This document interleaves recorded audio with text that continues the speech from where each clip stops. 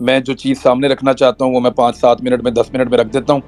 اس کے بعد سب لوگ اپنی رائے دیں اور پھر ہم ایک نتیجے پہ پہنچیں گے انشاءاللہ.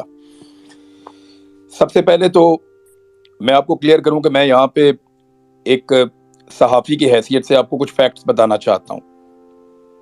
نمبر 1 یہ ہے کہ نارملی ایسا نہیں ہوتا جیسا پاکستان میں ہوا ہے. ہم لوگ صحافی اپنے آپ کو میکسیمم کوشش کرتے ہیں کہ کسی کنٹروورسی کے اندر نہ پھنسیں، لیکن اس مرتبہ زیادتی اتنی بڑی ہو رہی تھی کہ ہم لوگ یہ ساری چیزیں دیکھتے ہوئے خاموش نہیں رہ پا رہے تھے.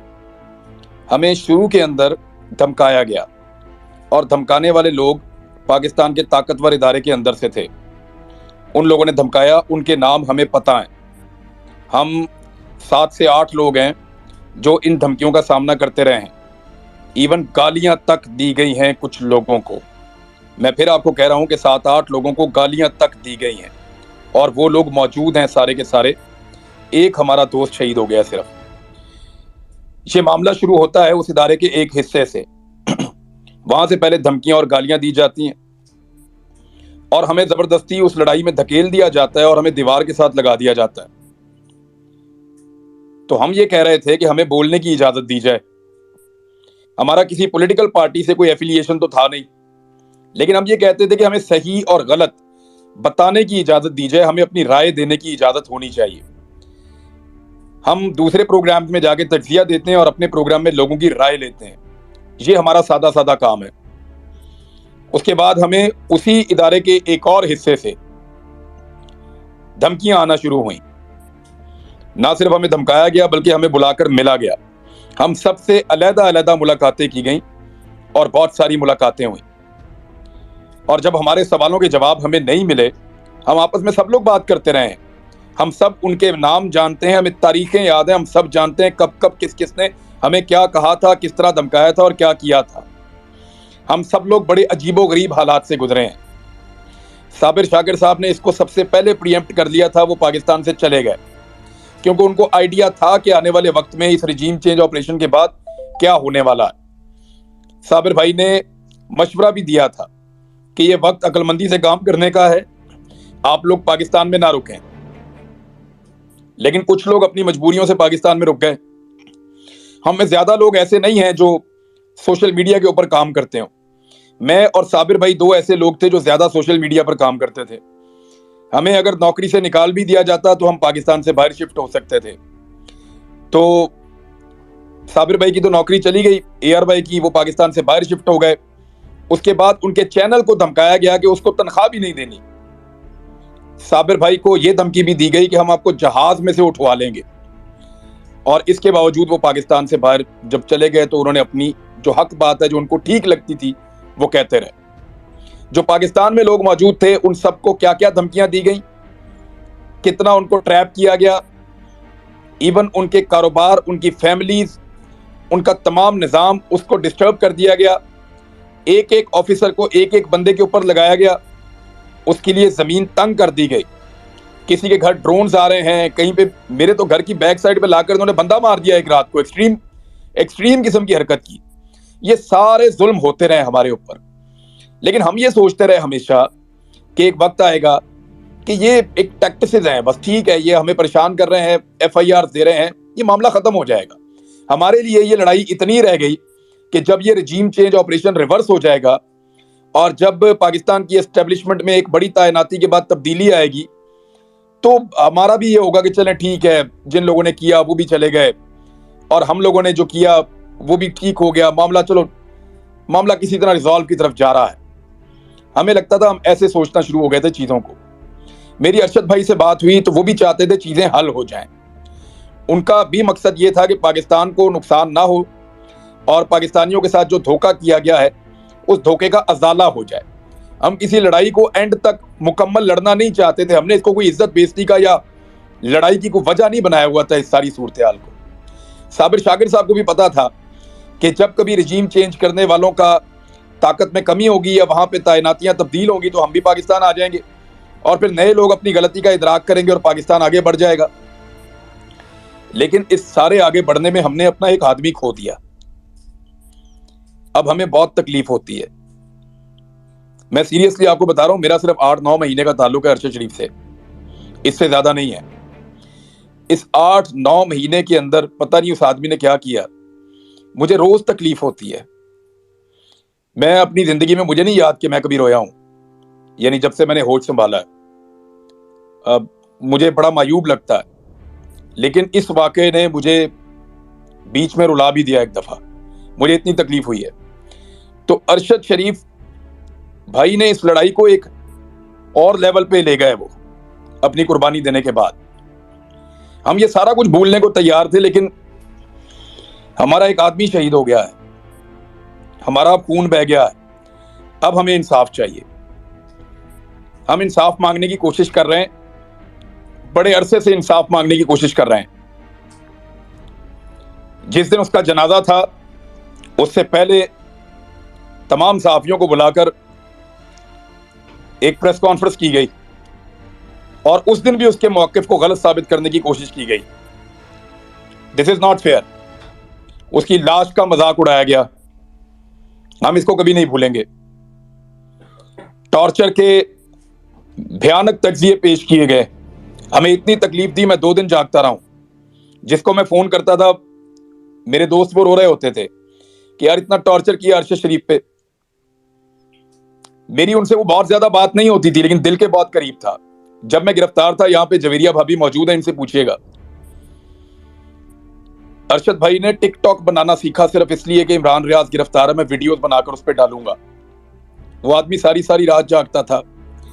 میں صرف ایک ہی چیز مجھے آرام نہیں کرنے دے رہی اس وقت سے، میں یہی سوچتا جا رہا ہوں کہ اگر میں مر جاتا اس لڑائی میں تو ارشد شریف کیا کرتا؟ وہ تو کبھی چین سے نہیں بیٹھتا، ارشد بھائی کبھی چین سے نہیں بیٹھتا۔ یہ چیز مجھے سکون نہیں لینے دے رہی، میں رات کو صحیح سے سو نہیں پا رہا، بہت تکلیف میں ہوں۔ ہم اس لڑائی کو بھولنا چاہتے تھے، ہمیں لگتا تھا کہ 8-10 مہینے میں، 15 مہینے میں برے دن ٹل جائیں گے، اچھے دن آ جائیں گے، رجیم چینج آپریشن ریورس ہو جائے گا، ہم بھی سرخرو ہو جائیں گے، اور آئندہ پاکستان میں اس طرح کے تجربات کرنے سے پہلے یہ لوگ 10 مرتبہ سوچیں گے۔ ہمیں تو اس لڑائی کا اختتام یہ لگتا تھا، کوئی ذاتی پرسنل چیزیں نہیں تھی، لیکن ہمارا بھائی مار دیا۔ اب یہ ایسے اتنے آرام سے ختم ہوگا نہیں، اب یا تو ہمیں بھی مارو یا پھر ہمیں انصاف دو۔ انصاف کے لیے ہم عدالتوں کے دروازے کھٹکھٹا رہے ہیں۔ ہم نے اس عدالت کا دروازہ کھٹکھٹایا ہے جس کا دروازہ ارشد بھائی نے اپنی زندگی میں کھٹکھٹایا تھا۔ اس کو بھی یقین تھا اس کو انصاف ملے گا تو عدالت سے ملے گا۔ ہمیں جسٹس اطہر من اللہ صاحب نے اسلام آباد میں پروٹیکشن دی تھی کہ گرفتار نہیں کیا جائے گا۔ مجھے جب ضمانت ملی تو عدلیہ سے ملی تھی کہ اس کے اوپر جھوٹے مقدمے، اس کو رہا کیا جائے۔ الٹیمیٹلی آپ کو ریلیف عدلیہ سے ملتا ہے، لیکن پاکستان میں عدلیہ کی جو صورتحال ہے وہ آپ کے سامنے ہے۔ یہاں بہت زیادہ دباؤ ہے اداروں کے اوپر، اسپیشلی پاکستان کی عدلیہ کو ہمیشہ دباؤ میں لینے کی کوشش کی جاتی رہی ہے، اور ہمیں ایسا لگتا ہے کہ ارشد بھائی کا خون جو ہے وہ کمپرومائز ہو رہا ہے۔ یہ اتنا بڑا واقعہ ہے جس نے دنیا کے میڈیا کو ہلا کر رکھ دیا ہے، یہ اتنا بڑا واقعہ ہے جس نے ہمیں پورے پاکستان کو تکلیف دی ہے، یہ اتنا بڑا واقعہ ہے کہ کینیا کے اخبارات کے فرنٹ پیجز کے اوپر یہ چھپ رہا ہے، اور ہمارے یہاں پہ ایک سرخی سے زیادہ یا ایک کالم سے زیادہ ہمارے طاقتور لوگ یہاں پہ لگنے نہیں دے رہے۔ اس کو کبھی حادثے کا رخ دیا گیا، کبھی کچھ کہا گیا، کبھی کچھ کہا گیا، اور بار بار اس کے اوپر موقف بدلا گیا۔ حقائق کو تبدیل کرنے کی کوشش کی جا رہی ہے، کیس کا رخ بدلنے کی کوشش کی جا رہی ہے۔ میں اس کیس کے بارے میں، کینیا میں کیا ہوا اس کے بارے میں بات نہیں کر رہا، لیکن میں اور میرے ساتھی، اور وہ خود ابھی آپ کو بتائیں گے سب لوگ، ہم سارے گواہ ہیں کہ کس نے ہمیں تنگ کیا تھا، ہم سارے گواہ ہیں کہ کس نے ہم پہ FIRs کروائی تھی، ہم سارے گواہ ہیں کہ کس نے ہمیں گالیاں دی تھیں، ہم سارے گواہ ہیں کہ کس نے ہمیں دھمکیاں دی تھیں، ہم سارے گواہ ہیں کہ کس نے ہمارے اوپر پاکستان کی زمین تنگ کر دی تھی۔ ہمیں پتہ ہے، ہم کبھی نہیں بتانا چاہتے تھے کیونکہ ہم سارے زندہ تھے۔ اب ہم میں ایک شہید ہے، ہماری ذمہ داری ہے کہ اس کو انصاف دلائیں، لہٰذا اب ہم بتائیں گے، لیکن کہاں بتائیں گے؟ کیا اس پلیٹ فارم کے اوپر نام لینا شروع کر دوں میں؟ کیا میں یہاں بولنا شروع ہو جاؤں؟ مجھے کوئی قانونی فورم چاہیے، ہمیں کوئی ایسا پلیٹ فارم چاہیے جہاں پہ ہم سب جائیں، اور جا کر اپنا اپنا بیان ریکارڈ کرا کے بتائیں کہ وہ کون تھا جو یہ ذلت اور رسوائی کی کہانی لکھ رہا تھا، وہ کون تھا جس نے ہمارے لیے زندگی کو تنگ کر دیا تھا۔ یہ سارا کچھ ہم کسی لیگل پلیٹ فارم پہ بتانا چاہتے ہیں جہاں پہ یہ ریکارڈ کا حصہ رہے، اس بات کا پتہ کروایا جائے کہ کون لوگ اس کے پیچھے تھے، تمام مدعیوں کے انٹرویو لیے جائیں، اور اس کے لیے ضروری ہے کہ سپریم کورٹ آف پاکستان کے چیف جسٹس ایک کمیشن بنائے، ایک کمیشن بنائے